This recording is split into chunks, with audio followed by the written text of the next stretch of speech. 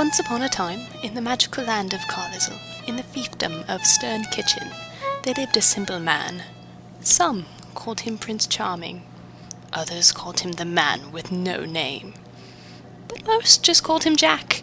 One day, while prank calling the magic mirror of Stern Kitchen, "Is your refrigerator running? Well, you better turn it off because it's wasting energy." he was suddenly cursed with a hankering for some fudge. "I've got a hankering for some fudge." He decided to ask the magic mirror for a recipe. "Mirror, mirror in the bowl, how do I fill this gaping hole for fudge?" 2 cups of I don't care, half a cup of go away, and a pinch of go fudge yourself. So Jack consulted the warlock Google.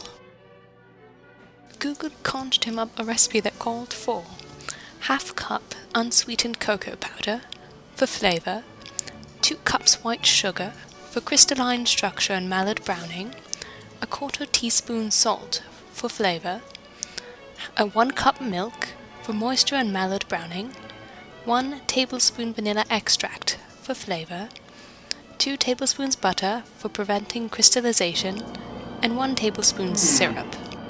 I wonder which syrup I should use.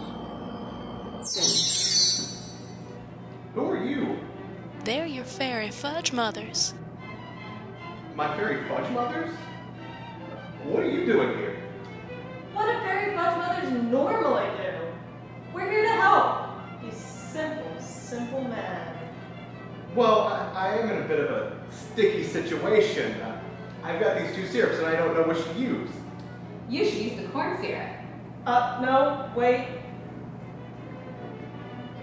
You should use the honey. Honey. Unsure who to listen to, Jack decides to make 2 batches of fudge, 1 for each syrup. Take this. It's dangerous to go alone. Now here's why you want to use corn syrup. Corn syrup solves your problem of large sugar crystals, which leads to a grainy texture in your fudge. Well, those large sugar crystals occur when the sucrose molecules, or sugar, attach to each other and form troll-sized sucrose structures. So we want many small sucrose structures, small as pixies, instead of a few troll-sized ones to create that creamy texture. And the sucrose molecules want to bond together in a process called crystallization. The water in the mixture, however, surrounds the individual sugar particles and keeps them separated. A saturated solution has equilibrium between the sugar's self-bonding and the water's interference. The fast-moving water in a boiling potion can better stymie the production of crystals and thus dissolve more sugar than a room temperature potion. As your fudge potion cools, it temporarily contains more dissolved sugar than it should at such a lower temperature, a state called supersaturation. The corn syrup will also help prevent early crystallization. This syrup consists of long glucose chains which get tangled up and snarl the sucrose molecules in the chaos. With their movement impeded, the sugar molecules cannot find and bond to each other. While that cools, let's get started on the honey batch. Alright honey, here's how this works.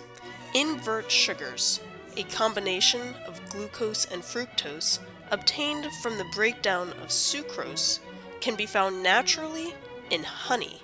These glucose and fructose molecules function the same way as the water molecules in that they temporarily surround and bond to the sugar molecules and thus prevent early crystallization.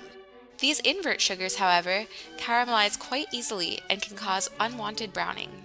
Yes, but since we're brewing chocolate fudge, which is supposed to be dark colored, this little problem is no trouble to us. So this might seem a little off topic, but why am I using a wooden spoon?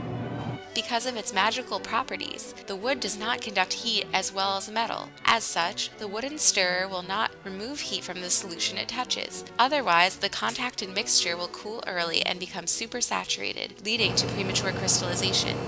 So wooden spoon means a creamy texture. Now he's catching on.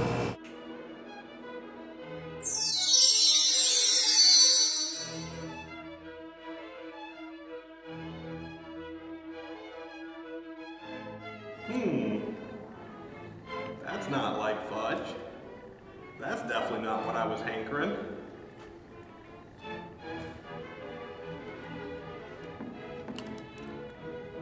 It's a lot like chocolate syrup with a crunchy, crispy crust on top. Well, the corn syrup didn't work. Did the honey do any better?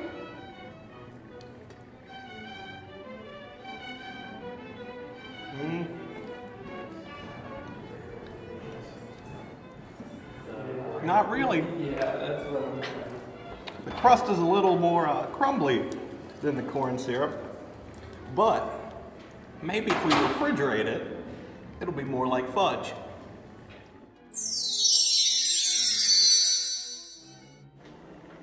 So I put the soupy fudge in the refrigerator to see what would happen, and well, I don't think it really helped it at all. Well, let's see how it tastes.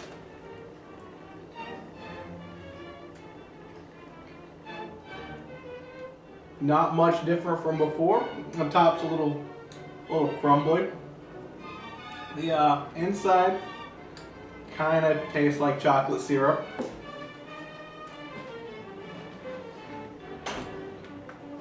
Lots of little crystals in there, very grainy.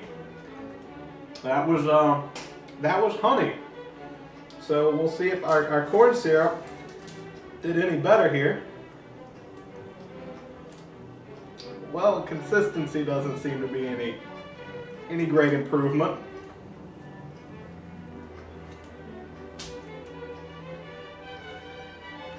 No, well, it tastes like chocolate. That's the good news. That's the good news on this. And the corn syrup is not quite as grainy as the honey.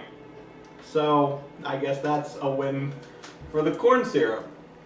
So, my fairy fudge mothers, could you maybe explain why my fudge came out as soup?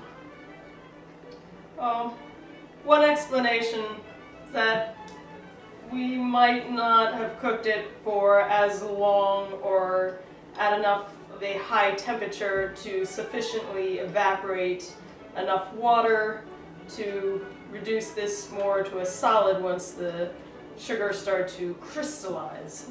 So basically, we might have too much water. I was thinking along similar lines. One thing that just occurred to me was we made this fudge on a very humid day, and humidity can actually affect the making of candy in that the crystals, the sugar crystals, can reabsorb the moisture that is evaporated.